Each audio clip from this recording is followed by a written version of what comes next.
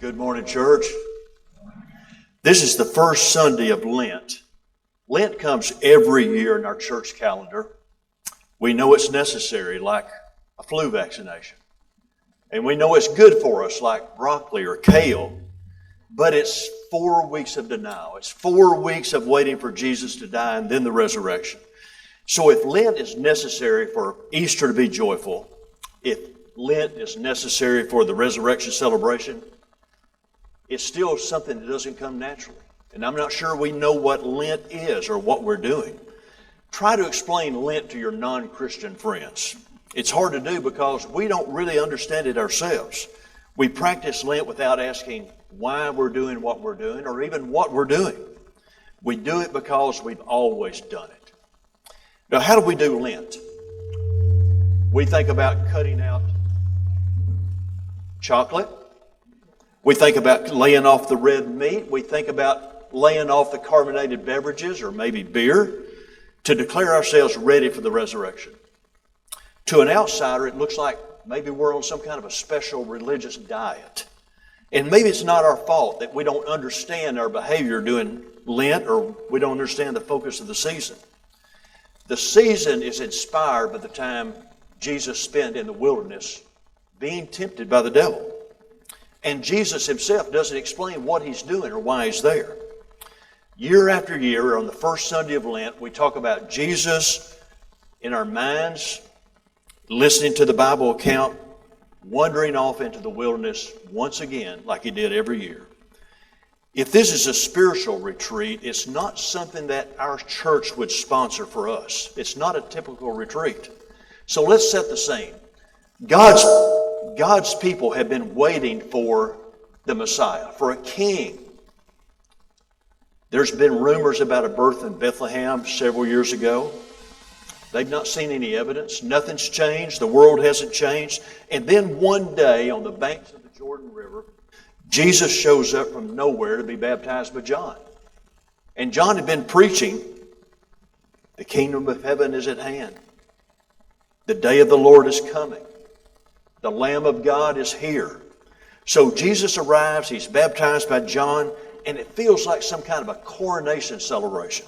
The Spirit comes down to Jesus like a dove, and God speaks from heaven, "This is my Son, in whom I'm well pleased.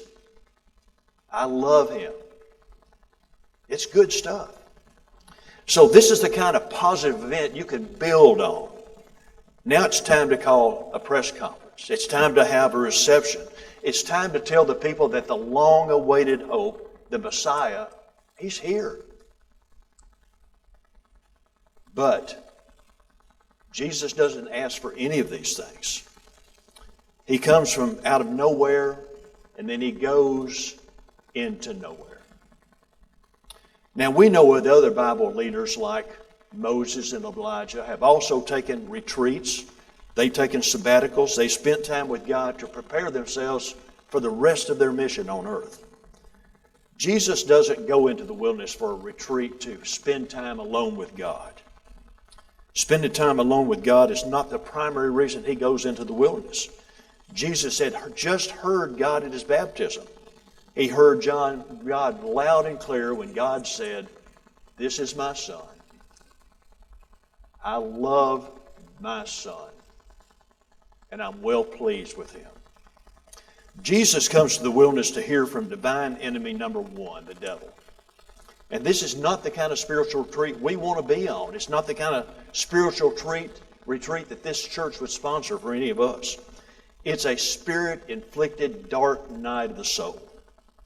It's spirit-inflicted because all four of the gospel accounts tell us that Jesus was led into the wilderness by the Spirit. The Gospel of Mark tells us that Jesus was driven into the wilderness by the Spirit. So Jesus is pushed. Jesus is shoved into the wilderness by the Spirit to be tempted by the devil. The same Spirit that descended on Jesus as a pretty bird, and God called out, "This is my Son that I love. He makes me happy." Now this same Spirit is taking Jesus into the wilderness where it would be hard for any of us to survive. So Lent doesn't come naturally to Jesus either. It took the Spirit to get him there, to lead him there, to drive him there. So why does the Spirit of God drive Jesus into the desert? Was it to connect more closely with God? It wasn't. It's because Jesus has a date with public enemy number one, the devil. Jesus has come to the desert to face temptation. Now, why didn't Jesus build on the dramatic events of the baptism? Maybe the first temptation of Jesus was to do that very thing. The people wanted a king. They wanted a political leader. They wanted a general to lead them out of Roman domination. But Jesus didn't come for that purpose. Maybe that was the first temptation he faced, was not to fulfill their desires. The Bible tells us that Jesus went into the wilderness to be tempted. And as uncomfortable as I am with Jesus being tempted, all the Gospels agree to this. And that means that temptations work. Temptations get the attention of Jesus. Jesus goes in the wilderness without a script, no special protection from God. And that's why Jesus told the apostles and told us, as he prayed, lead us not into temptation. One of the most valuable lessons that Jesus teaches us that no one is safe from temptation. Not even the best of us. We're all susceptible. Temptations often are dressed up in the best of intentions.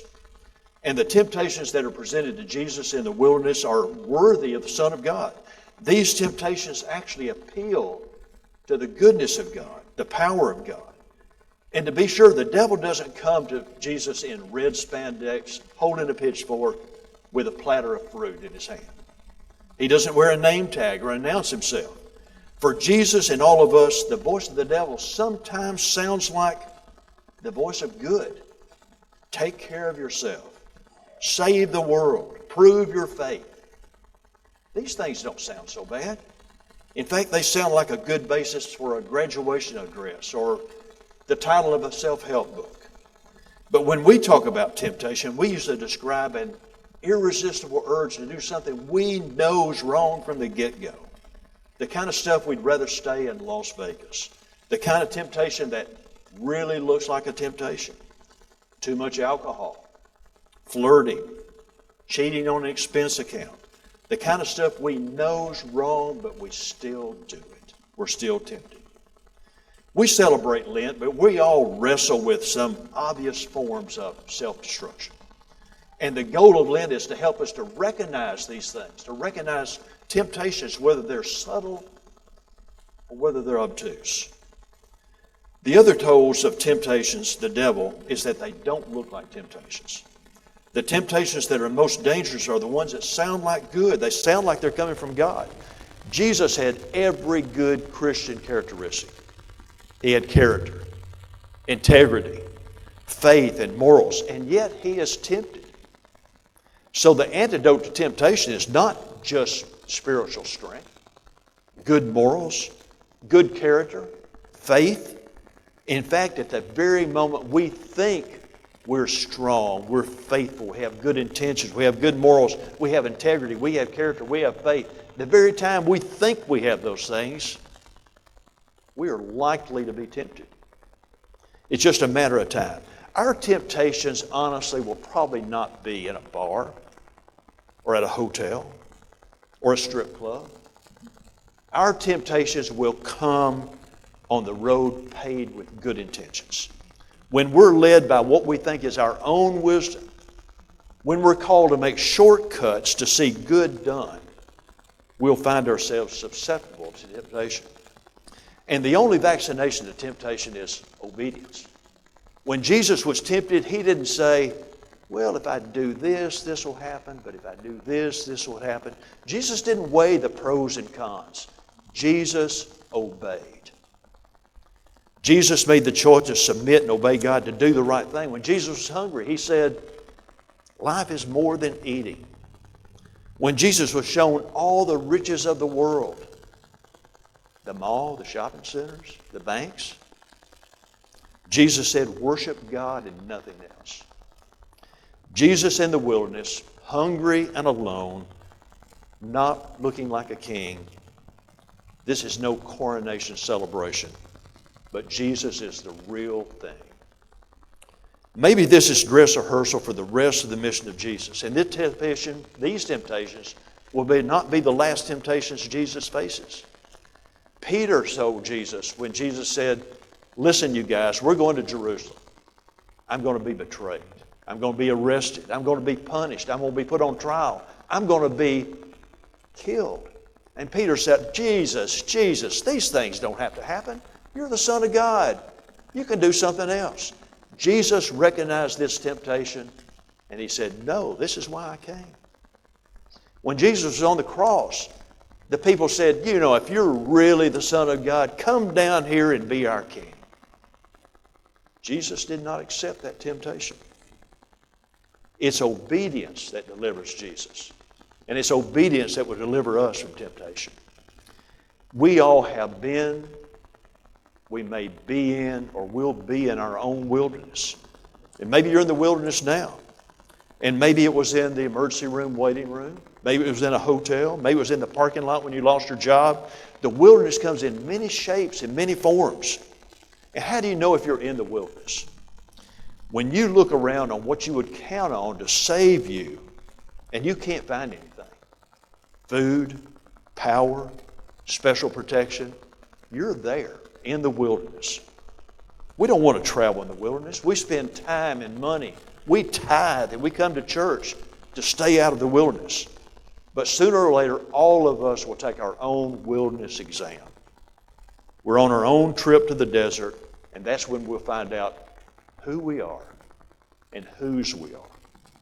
So Lent is this mysterious season of self-denial that does not come naturally. Lent is not strength training for the soul. It's not about developing spiritual muscles. It's about obedience, reliance, dependence, being led or driven into the wilderness where our survival instincts try to shut out the voice of God, but God will offer us grace to choose who we will be and who we will follow. So wherever your Lenten journey takes you, God promises to be there with us. God will sit with us. God will walk with us. God will carry us if necessary. But God will never leave us. So when we're surrounded by temptation, we're never alone. God's presence, God's love, God's faith in us is real. We never walk alone. Amen.